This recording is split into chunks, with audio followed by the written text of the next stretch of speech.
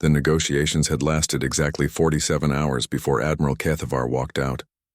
Deho watched through the council chamber's main screen as the Vorthak delegation stormed from the building, their scaled hides flushed with anger and humiliation. Behind them, half a dozen smaller species followed, choosing to align themselves with the empire that had dominated the galaxy for centuries rather than trust the humans who had supposedly returned from extinction. "So much for peaceful resolution," Nari said quietly, standing beside her father on the Indomitable's bridge.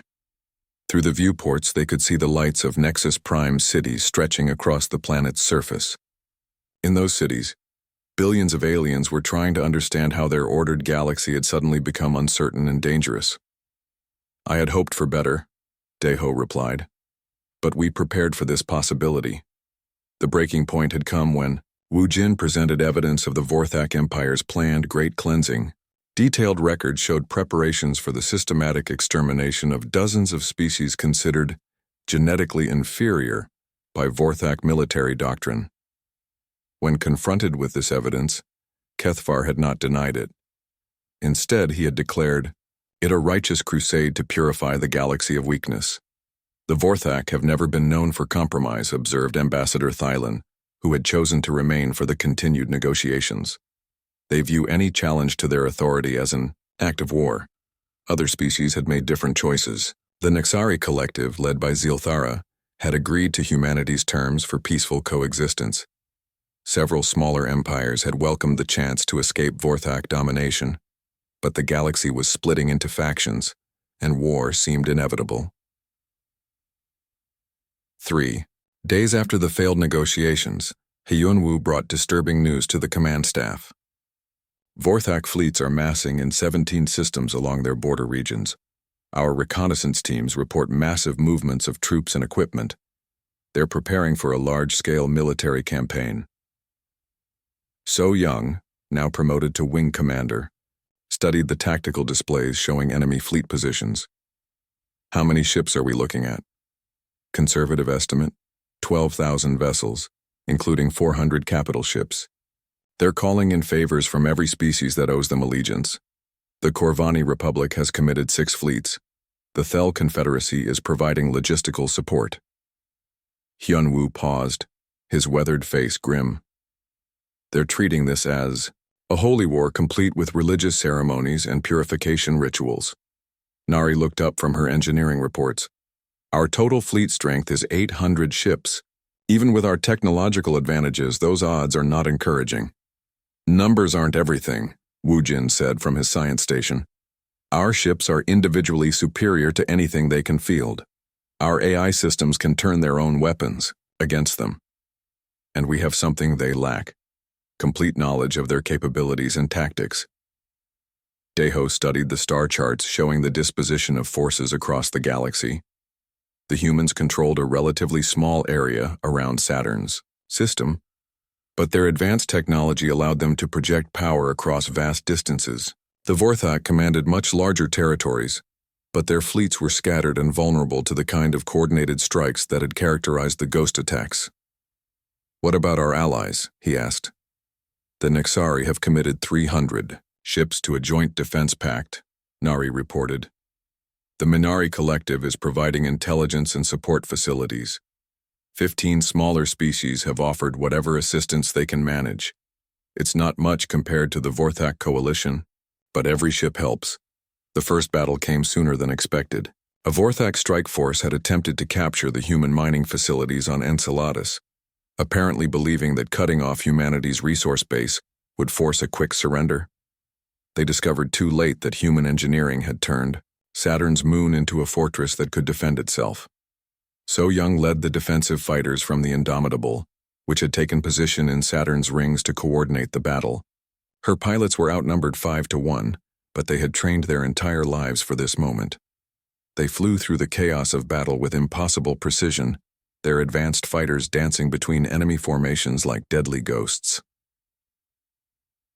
"Enemy cruiser attempting to target the mining station," reported Jinwoo, one of her squadron leaders. "Moving to intercept." "Negative," So Young replied. "Let the station's defenses handle it. Focus on their fighter screen. The Vorthak cruiser opened fire on what appeared to be a defenseless mining facility. Instead of the expected destruction, its weapons simply vanished into what looked like empty space. The mining station's defensive systems had created a localized distortion field that absorbed and redirected incoming energy. The cruiser's own weapons fire struck its escort vessels, creating confusion and friendly fire casualties. "What kind of witchcraft is this?" Admiral Kethvar demanded from his flagship, watching his forces struggle against defenses they couldn't understand. His tactical officer, a young Vorthak named Selthar, was studying sensor readings that made no sense according to conventional physics. "Sir, their defensive systems appear to be manipulating space-time itself. Our weapons are being redirected through some form of dimensional folding." "Impossible. No species has that level of technological advancement." But even as Kethvar spoke, more examples of impossible technology were manifesting throughout the battle. Human ships phased through solid matter to avoid incoming missiles. Their weapons fired through multiple dimensions simultaneously, striking targets from impossible angles. Fighters that should have been destroyed by concentrated fire simply absorbed the energy and redirected it back at their attackers. The battle for Enceladus lasted 6 hours and ended with the complete destruction of the Vorthak strike force. Not a single human ship was lost, while the aliens suffered catastrophic casualties. Survivors were rescued and treated in human medical facilities, a gesture of mercy that confused Vorthak commanders, who had expected their enemies to show the same ruthlessness they practiced themselves. "This is just the beginning," Deho told his senior staff after the battle. "Kethvar will see this defeat as proof that we're a threat that must be eliminated at any cost. He'll commit more resources, bring in more allies, and escalate until one side or the other is completely destroyed." Nari nodded grimly. "Intelligence reports suggest he's already calling for a total war mobilization. Every Vorthak world is being converted to military production. They're even pressing civilian ships into service as troop transports." "Then we'll have to show them the futility of that approach," Wu Jin said. "Our next demonstration should make clear that their industrial capacity is no longer relevant to this conflict." The demonstration came in the form of simultaneous strikes against Vorthak shipyards in 12 different star systems. Hyunwoo's Special Forces teams infiltrated the facilities using technology that made them effectively invisible to alien sensors. Instead of destroying the shipyards, they simply made them disappear. Workers arriving for their shifts found empty space where massive construction facilities had existed the day before.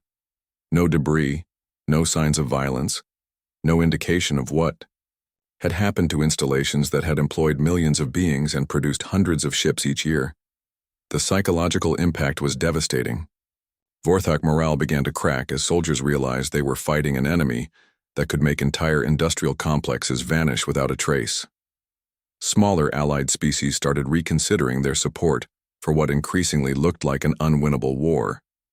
But Kethvar refused to accept defeat.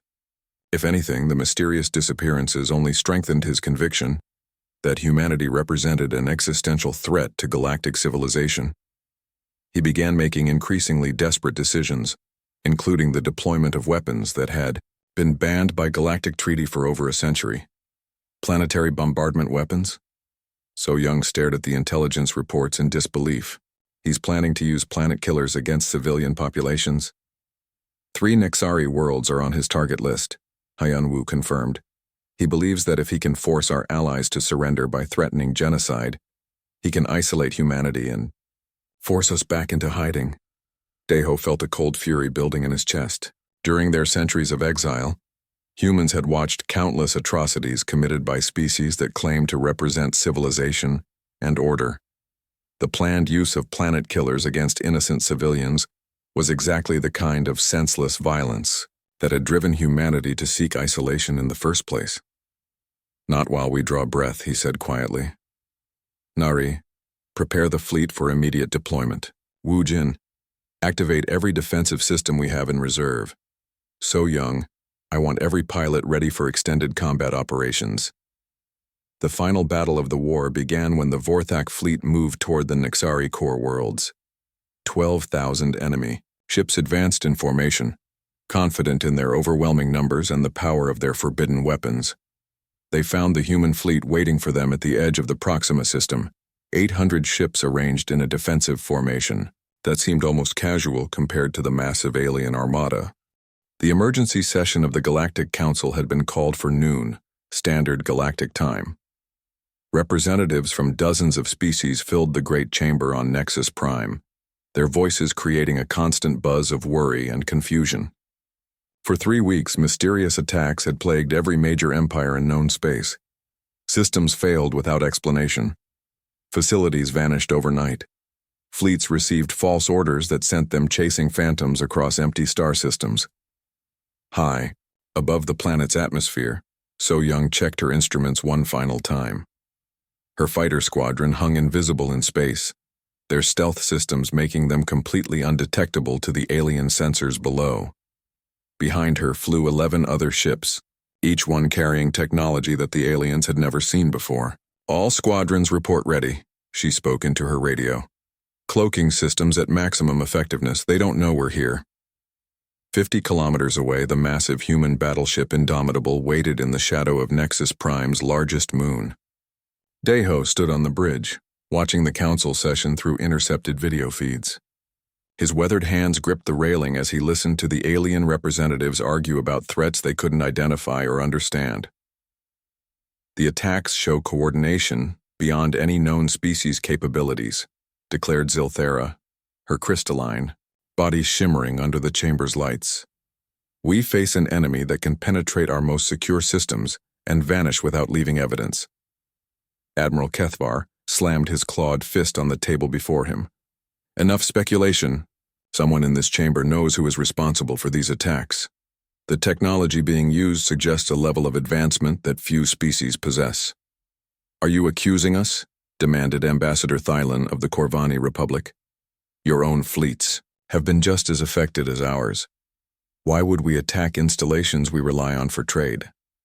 The arguments continued, each species suspicious of the others, none imagining the truth. On the Indomitable's bridge, Nari worked at her communications console, preparing to override every transmission system on the planet below. Wujin stood at the tactical station, his hands moving over controls that would soon reveal humanity's most advanced technology to an unsuspecting galaxy. "All systems are ready, Commander," Nari reported. "The moment you give the order, we can take control of every screen, every speaker, every communication device on Nexus Prime." Daeho nodded slowly. After 2 centuries of hiding, this moment would change everything. There would be no going back to their secret bases, no more invisible existence in the shadows of the galaxy. Once they revealed themselves, humanity would face whatever consequences followed. "So-Young, begin your approach," he ordered. "Take us down to low orbit. Make sure every sensor in the system gets a perfect view." The fighter squadron moved like a school of fish, perfectly coordinated despite the impossible speeds at which they traveled. So-Young felt her heart racing as Nexus Prime grew larger in her view screen. In just a few minutes, she would become the first human to openly fly in alien space for over 200 years. "Approaching the revelation point," she reported. "All ships ready to decloak on your command." In the council chamber below, the arguments were growing more heated. Several representatives had begun making threats against species they suspected of orchestrating the mysterious attacks. The Vorthak delegation was openly calling for military action against the Nexari, while smaller species worried about being caught in the crossfire of a war between the galaxy's 2 major powers. "Contact Protocol 7 is ready," Wujin announced. "We can override their communications, but once we do, every government in the galaxy will know where the signal originated." "That's the point," Daeho replied. "We're done hiding. It's time the galaxy learned the truth." He took a deep breath and looked around the bridge at the men and women who had spent their entire lives preparing for this moment. They were the children and grandchildren of refugees who had fled to the outer system when humanity faced extinction. Now they were about to reclaim their species' place among the stars. "All units, execute Revelation Protocol. Show them who we are." High above Nexus Prime, So-Young's squadron suddenly appeared as if materializing from nothing. 12 sleek fighters bearing the insignia of Earth's United Fleet hung in perfect formation above the planet's capital city. Their hulls gleamed, with an oily rainbow sheen that spoke of technology beyond anything the aliens had ever seen. In the council chamber, every screen suddenly went black. Then a new image appeared, the bridge of the Indomitable, with Commander Deho standing at its center. His gray hair was neatly combed, his uniform crisp and military precise.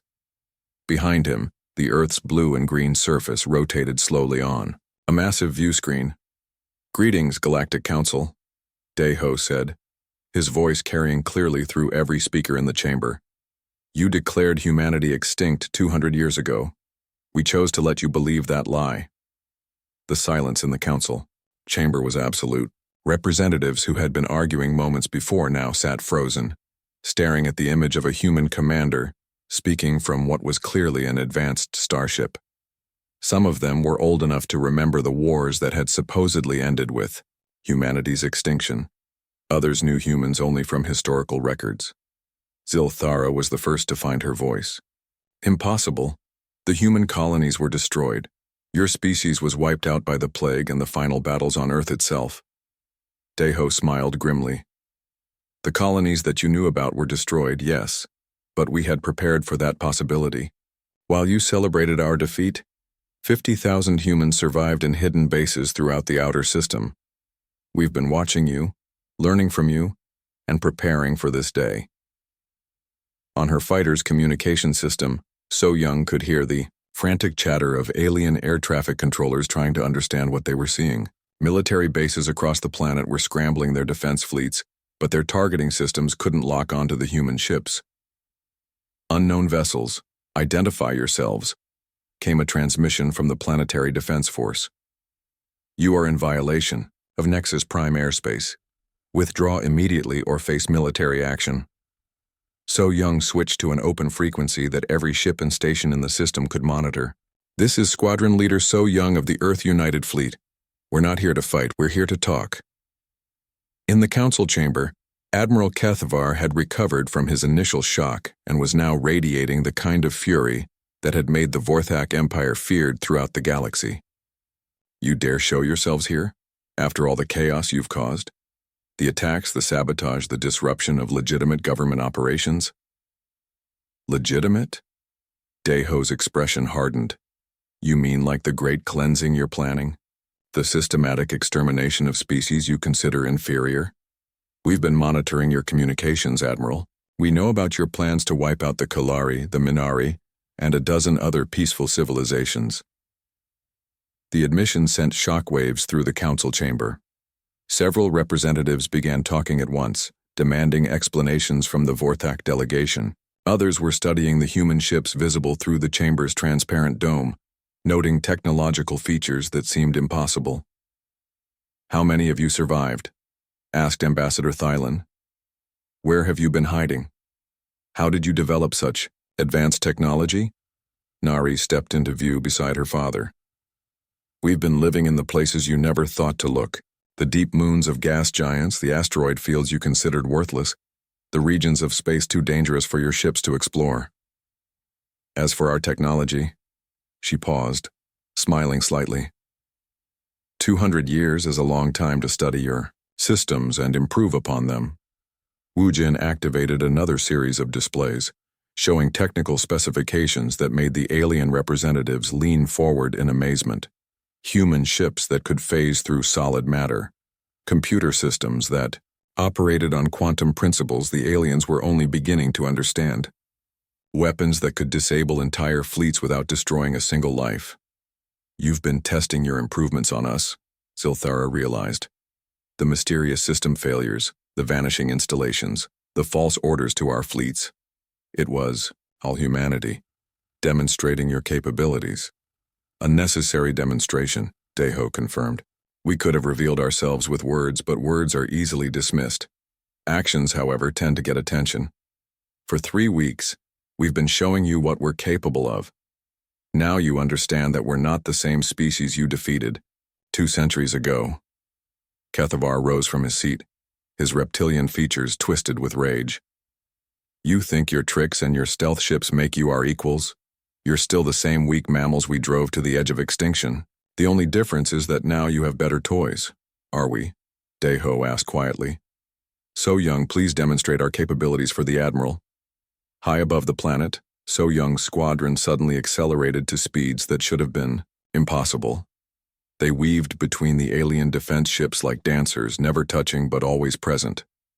Weapons that tried to track them found themselves targeting empty space. Missiles launched in their direction simply vanished. Their guidance, systems confused by technology the aliens couldn't comprehend. Impressive flying, Kethvar admitted grudgingly. The lights in the control room cast long shadows across Daeho's weathered face as he stared at the screens before him. 200 years. 200 years since the galaxy had declared humanity extinct. 200 years since the last human colony had supposedly fallen to alien forces. 200 years of hiding in the dark, cold depths of Saturn's moons. But they were still here. Daeho pressed a button on his console. The main screen filled with intercepted messages from across the galaxy. Alien voices spoke in dozens of languages, all celebrating the same thing. Today marked the anniversary of humanity's end. The Vorthak Empire and the Nexari Collective were throwing parties on worlds that had once belonged to humans. "Commander, you need to see this," Nari called from across the room. His daughter stood at another console, her dark eyes focused on streams of data flowing across her screen. At 25, she had never seen the surface of any world except through recordings. Like everyone else born in the underground cities, she had grown up knowing only metal walls and recycled air. Daeho walked over to her station. Nari pointed at a series of communications she had decoded. The Vorthak are moving massive fleets toward the Outer Rim territories. They're calling it preparation for something called the Great Cleansing. What kind of cleansing? Daeho asked, though he feared he already knew. They want to wipe out any remaining species they consider inferior, anything that might challenge their control of the galaxy. Nari's voice was steady, but Daeho could see the anger in her eyes. They're starting with the Kalari refugees on Epsilon Station. Daeho felt his stomach tighten. The Kalari were peaceful traders who had never harmed anyone. Their only crime was being weaker than the Vorthak. If the aliens were willing to destroy them simply for existing, what would they do if they discovered that humanity still lived? Footsteps echoed. Through the corridor outside, Wu Jin entered the control room carrying a tablet filled with technical reports. The scientist was older than Nari but younger than Daeho, with the kind of intense focus that came from spending decades perfecting impossible technologies. "The stealth generators are running at full capacity," Wu Jin reported. "Our ships can move through their patrol zones without being detected. The quantum encryption on our communications is holding. As far as the galaxy knows, we're still dead." "How long can we keep this up?" Daeho asked. Wu Jin set down his tablet and rubbed his tired eyes. "The power systems are stable. Food production is meeting our needs. We could stay hidden for another century if necessary." He paused. "But our population is so small. 50,000 people across all the moon bases. Even with the breeding programs, we're barely maintaining our numbers." Before Daeho could respond, alarms began blaring throughout the base. Red lights flashed on every console. The three of them rushed to the main communications array as Hyunwoo's voice crackled through the speakers. "Base Command, this is Recon Team 7. We have a situation. So Young's supply run went bad. She's being chased by a Vorthak patrol." Daeho grabbed the microphone. "How many ships?" "3 destroyers and a cruiser. They picked up her heat signature when she had to boost power to clear an asteroid field. She's running dark now, but they're following her trail." On the tactical display, Daeho could see So Young's small cargo ship moving through the outer system, trying to stay ahead of her pursuers. The young pilot was good, but her ship was old and heavily loaded with supplies from the hidden mining station on Enceladus. "Can she make it to the safe zone?" Nari asked. Wu Jin was already running calculations on his tablet. "Not at her current speed. The Vorthak ships are faster. They'll catch her in 17 minutes.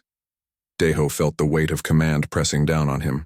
If they sent help, they risked exposing their position. If they didn't, They would lose So Young and potentially reveal their existence anyway if the aliens captured her alive. Hyunwoo, what's your team's status? We're in position near the gas giant's rings, 3 stealth fighters, fully armed. We can intercept, but if we engage the Vorthak ships, there will be wreckage. They'll know. Something attacked them. Through the communications array, they could hear So Young's voice, calm despite her desperate situation. Base Command, I'm reading 4 more ships moving to intercept from the inner system. They're trying to box me in. Daeho closed his eyes. The decision he made in the next few seconds would determine humanity's future. Stay hidden and let So Young die or reveal themselves and face the consequences. He opened his eyes and looked at Nari and Woo Jin. His daughter's face was set with determination. The scientist nodded slightly, understanding what needed to be done. Hyunwoo, take them out, all of them. Make it look like an accident. Equipment failure, collision with debris, whatever you can manage. Understood, Commander. Moving to intercept. The next few minutes felt like hours. They watched on their screens as Hyunwoo's team moved through the rings of Saturn, invisible to alien sensors. The veteran soldier had been doing this kind of work for 30 years since before the supposed extinction. He knew how to make enemies disappear without a trace. The first Vorthak ship simply vanished from the tactical display. Its fusion reactor had somehow failed, creating an explosion that looked completely natural. The second ship collided with what appeared to be a piece of ice, though the ice was actually one of Hyunwoo's fighters using advanced camouflage technology.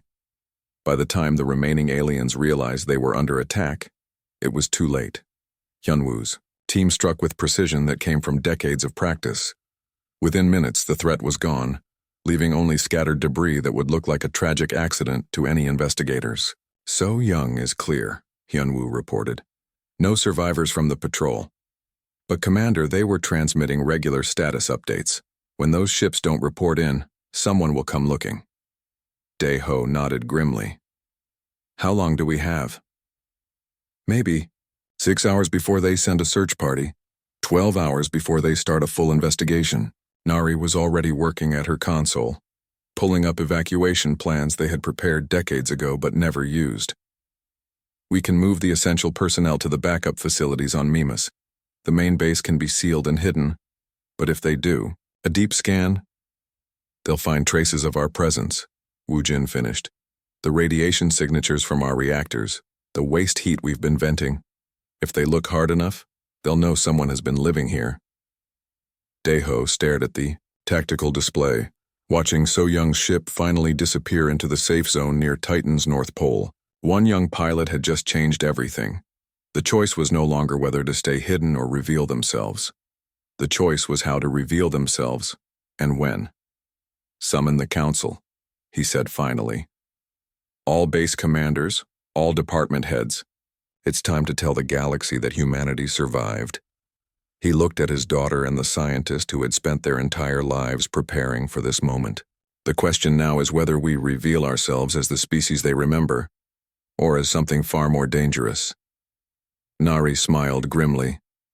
After 200 years of watching them celebrate our death, I think they deserve to see what we've become. Outside the reinforced walls of their hidden base, the rings of Saturn continued their eternal dance around the gas giant, beautiful and serene. But in the depths of Titan's ice, 50,000 humans prepared to reclaim their place among the War stars. The galaxy would soon learn that humanity's extinction had been greatly exaggerated. The age of hiding was over. The age of return was about to begin.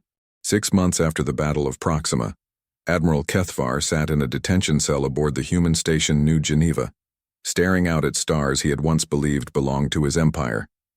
The cell was comfortable enough, with adequate food, reading, materials, and even access to communications with his family. His human captors had treated him with a courtesy that still puzzled him, given the violence he had intended to visit upon their worlds. The door chimed softly, and Daeho entered.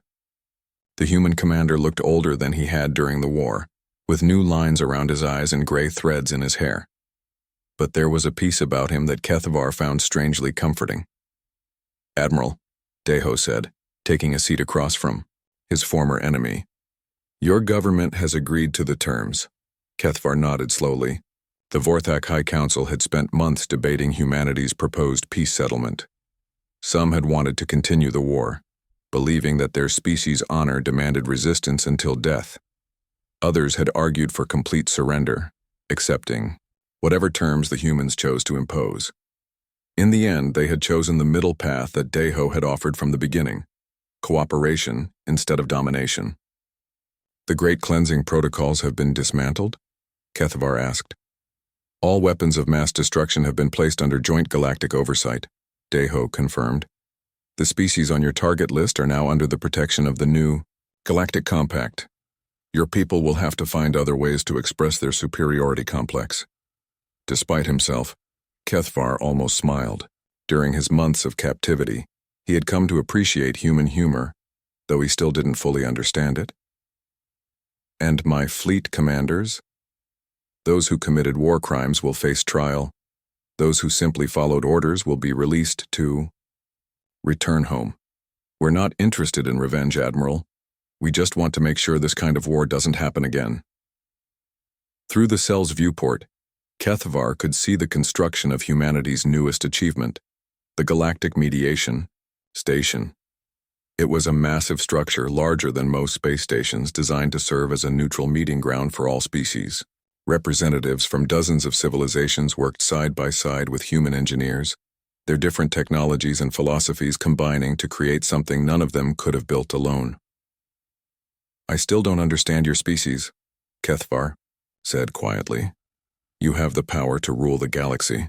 Your technology is centuries ahead of ours. Your military demonstrated capabilities that border on the miraculous. Yet you choose to share authority with species you could easily dominate.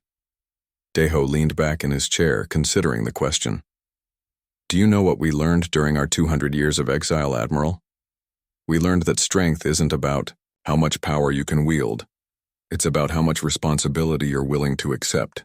On the other side of the galaxy, Nari stood in the observation deck of the newly constructed Enterprise, humanity's first exploration vessel built specifically for peaceful purposes. Unlike the warships that had fought at Proxima, this ship carried no weapons except those needed for defense against pirates and wild animals. Its mission was to explore the unknown regions beyond galactic civilization, searching for new worlds and new forms of life. Final systems check complete, reported Captain Jin-Ho from the bridge. We're ready for our first deep space mission. Nari smiled, remembering when her entire world had been the underground chambers of Titan Base. Now she was preparing to venture into spaces no human had ever seen, alongside alien crew members who shared the same sense of wonder and curiosity that had always driven her species.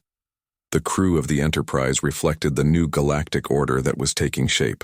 Humans worked alongside Nexari crystalline engineers, whose mathematical precision complemented human creativity. Former Vorthak military officers served as security specialists, their warrior culture redirected toward protecting the ship rather than conquering enemies. Even some of the smaller species that had been targeted for extinction during the Great Cleansing now contributed their unique skills to the mission. Course laid in for the Andromeda interface, announced Navigator Thylon, a member of the same species that had nearly been wiped out by Vorthak forces. Estimated travel time 6 months. As the Enterprise engaged its faster-than-light drive, Nari thought about how much had changed since that day when So Young had been chased by Vorthak patrol ships. The galaxy was still divided, still struggling with old prejudices and ancient feuds, but there was hope now where once there had been only fear. Back in the Sol system, So Young flew a very different kind of mission. Her squadron now included pilots from 7 different species, all training together to become the peacekeeping force of the new Galactic Compact. The ships they flew were hybrids of human and alien technology, faster and more maneuverable than anything that had existed during the war. Blue Squadron, execute Formation Delta, she commanded, watching as her mixed-species pilots moved through complex maneuvers above the restored surface of Earth. The planet below them was healing. 2 centuries of alien occupation had left scars, but human terraforming technology combined with Nexari biological expertise was bringing dead continents back to life. Cities were being rebuilt, not as monuments to human dominance, but as examples of what different species could accomplish when they worked together. Young Minho, one of her newest pilots and a descendant of the humans who had hidden on Enceladus, brought his fighter alongside hers. "Commander, there's a transmission coming in from the Galactic Council. Priority 1. So Young switched to the command frequency and immediately recognized Wu Jin's voice. The scientist had been appointed as humanity's first representative to the Reformed Galactic Council, a body that now included every known species rather than just the most powerful ones. "So Young, we need a rapid response team at the Kalari system," Wu Jin said. "Pirate activity has increased dramatically since the war ended.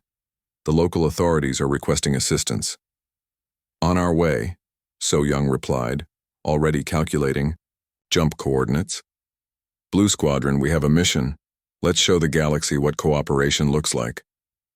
The pirates they found in the Kalari system were a mixed group of species, remnants of military units that had refused to accept the peace settlement. They had been raiding trade convoys and threatening civilian populations, apparently believing that the chaos following the war would provide cover for their activities. They were wrong. So Young's squadron engaged them with tactics that would have been impossible during the old galactic order. Human fighters provided electronic warfare support, while Nexari ships used their energy weapons to disable rather than destroy enemy vessels. Vorthak security specialists, working from larger human ships, boarded the disabled pirate vessels and captured their crews with minimal violence. "Pirate fleet neutralized," So Young reported to the Kalari authorities. "All personnel captured alive and will be transferred to Galactic Council custody for trial."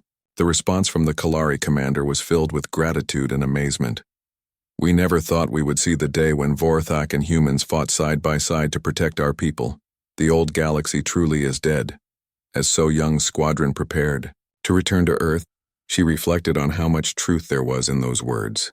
The galaxy that had celebrated humanity's extinction was indeed dead, replaced by something unprecedented in galactic history, a civilization based on cooperation rather than domination. Months later, Hyun-woo stood in what had once been his hidden base on Titan, now transformed into a training facility for the new Galactic Security Force. Young beings from dozens of species learned the principles that humanity had developed during their long exile: patience, adaptability, and the willingness to protect others even at personal cost. "The first rule of security work," he told a class of mixed-species recruits, "is that your job is to make sure everyone goes home safe. That includes your enemies, when possible.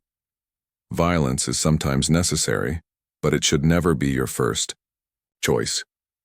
A young Vorthak warrior raised a clawed hand.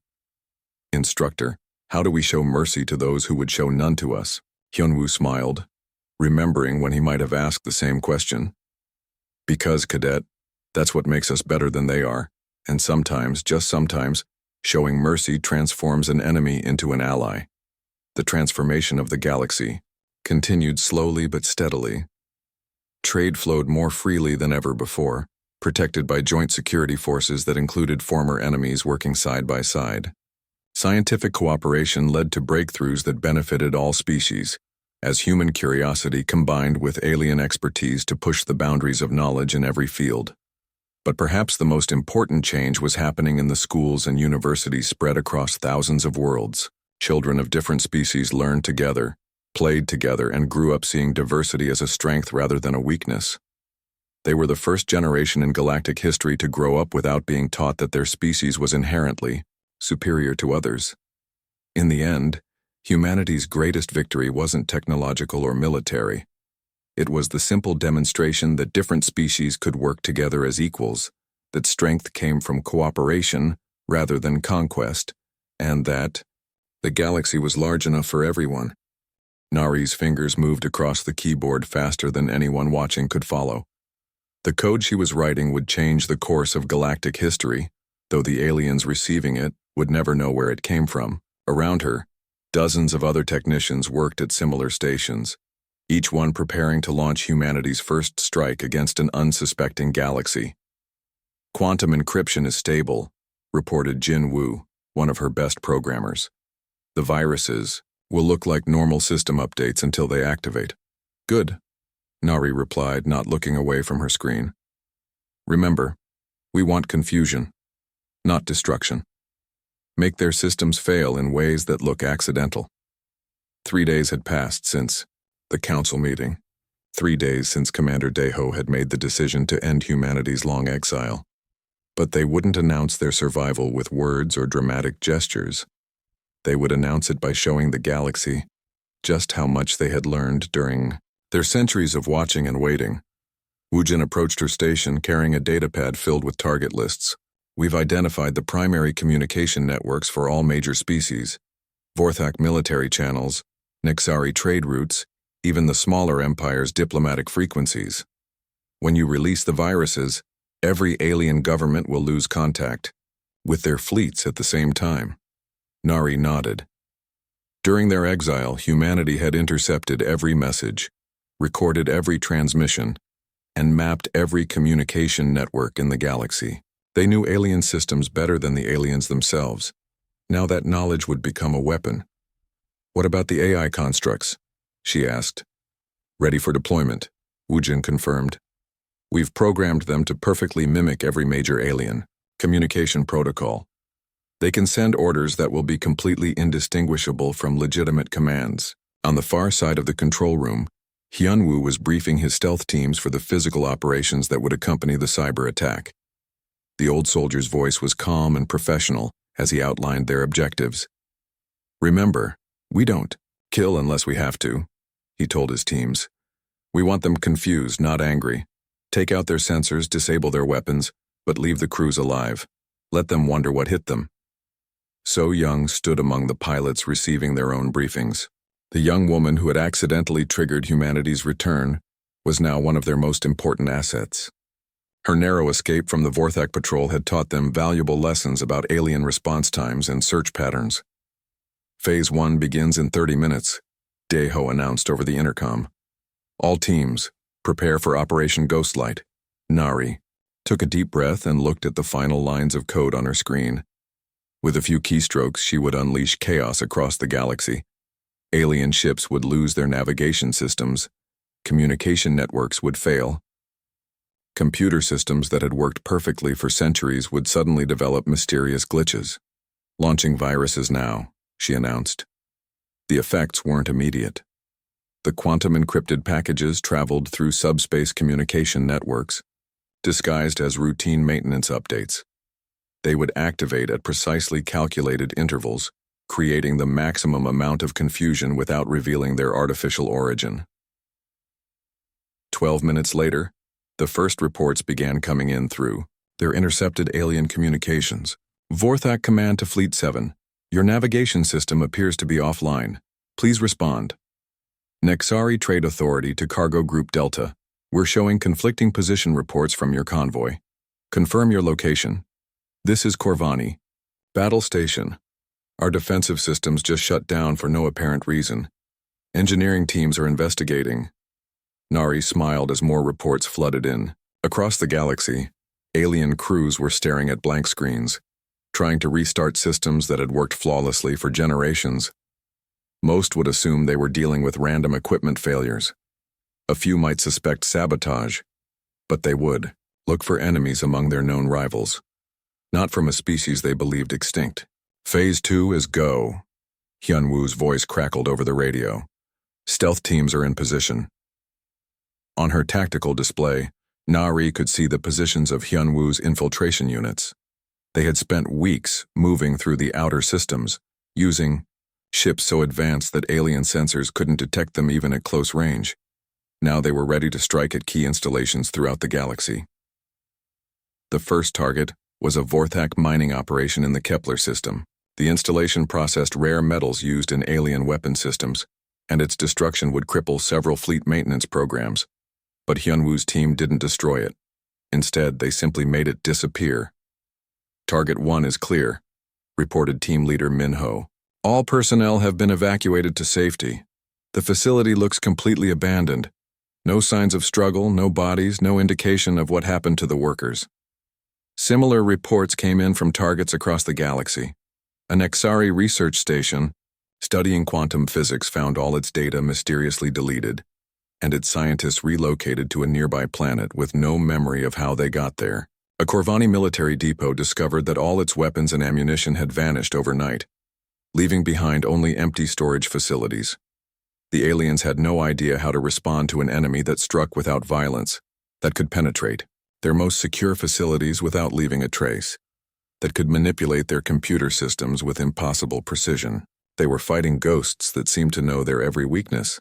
Admiral Kethvar of the Vorthak Empire called an emergency meeting of his fleet commanders. Nari watched through intercepted video feeds as the reptilian officer paced back and forth in his command center, his scaled hide flushed with anger and confusion. 17 facilities have reported mysterious equipment failures in the past 6 hours, Kethvar snarled. 3 mining operations have gone completely dark. Our communication networks are experiencing system-wide glitches. Either we're facing the most incompetent maintenance crews in galactic history, or someone is conducting coordinated attacks against our infrastructure. One of his subordinates, a younger Vorthak named Veltar, raised a clawed hand. Sir, the Nexari are reporting similar problems. Their trade networks have been disrupted, and several of their colonies have lost contact with the central government. If we're under attack, so are they.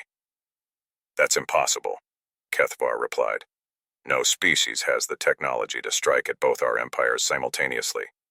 The logistical requirements alone would be beyond any known civilization. But even as he spoke, more reports were coming in.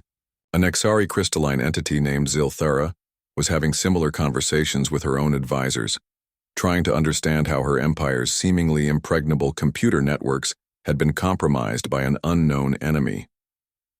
The attack patterns don't match any known species' capabilities, Zilthara's tactical analyst reported.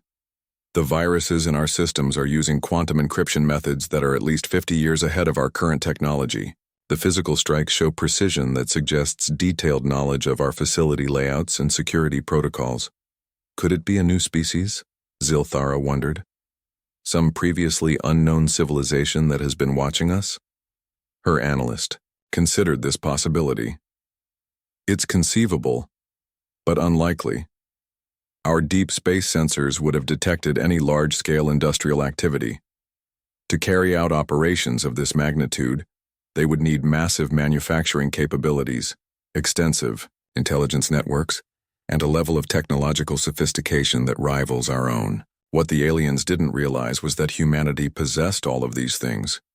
2 centuries of exile had given them time to develop technologies that made alien systems look primitive. Their manufacturing facilities, hidden in the depths of gas giant moons, could produce equipment that alien sensors couldn't detect. Their intelligence networks had been watching and recording for generations, giving them detailed knowledge of every alien installation in the galaxy. Most importantly, they had learned patience. While alien species fought each other over resources and territory, humans had spent 200 years preparing for this moment. They had studied their enemies, identified their weaknesses, and developed strategies that the aliens couldn't comprehend or counter. Phase 3 is ready, Wujin announced. AI constructs are prepared to begin issuing false orders. This would be the most dangerous part of the operation. Up until now, the aliens could dismiss the problems as equipment failures or random attacks by unknown raiders. But once they started receiving contradictory orders from their own command structures, they would know they were facing a sophisticated enemy. Nari activated the AI constructs that Wujin had spent years perfecting. These artificial intelligences could perfectly mimic any alien communication style, from the formal protocols of Nexari diplomatic channels to the harsh military commands of Vorthak fleet operations.